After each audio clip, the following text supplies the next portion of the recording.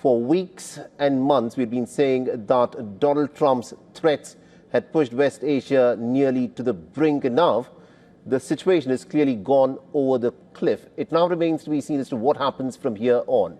So will the Americans and the Israelis and the Iranians call it quits, saying that there is one attack that has been staged, and going ahead, they would go back and slip into some kind of a diplomatic mode of taking these issues forward is something that remains to be seen?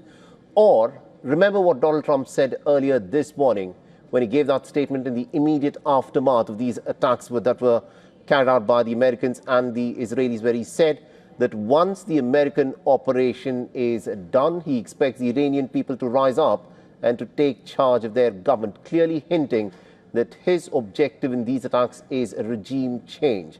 So this is how things have been playing out since this morning, where the United States and the State of Israel launched a joint strike campaign against Iran. It all began with airstrikes on the Iranian capital of Tehran, and then there were several attacks, at least 30 of them, that the Americans and the Israelis carried out in conjunction. The Israelis, however, have said that nearly 200 of their fighter jets took part in what is the biggest aerial attack that the Israelis have carried out in their 70-plus year history. Now, these are satellite images that have been put out which show one of the residences of Ayatollah Ali Khamenei's compound that was attacked as part of this American and the Israeli attack. It has sustained damage. It shows a dark plume of smoke rising up, and the satellite footage shows the extent of the damage that has been suffered in this particular compound, which happens to be one of the residences of Ayatollah Ali Khamenei.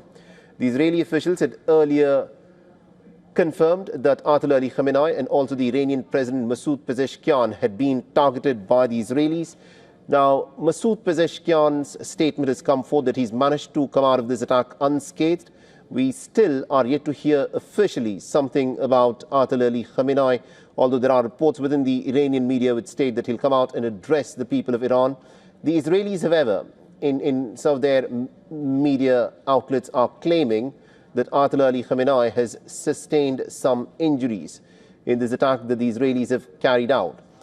Now, after the strike on a girls' school that also was hit in the southern town of Minab in Iran, the death toll following the Israeli and the American strikes has gone up to 85. This is according to the Iranian government. The girls' primary school in Minab, which is in Iran's southern Hormozgan province, was bombed earlier by the Americans and the Israelis, in which 85 of these young students are reported to have been killed in the attack.